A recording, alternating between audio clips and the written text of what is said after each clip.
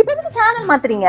சரி அட்வர்டைஸ்மெண்ட் போட்டுன்னு அதான் மாத்தினேன். இந்த வீட்ல எனக்கு ஒரு டிவி கூட பார்க்க முடியாதா? உங்க இஷ்டத்துக்கு தான் எல்லாம் பாப்பீங்களா? அட்வர்டைஸ்மெண்ட் கிடையாது. சரி இந்த டிவி நீங்களே பாருங்க எல்லாத்தையும்.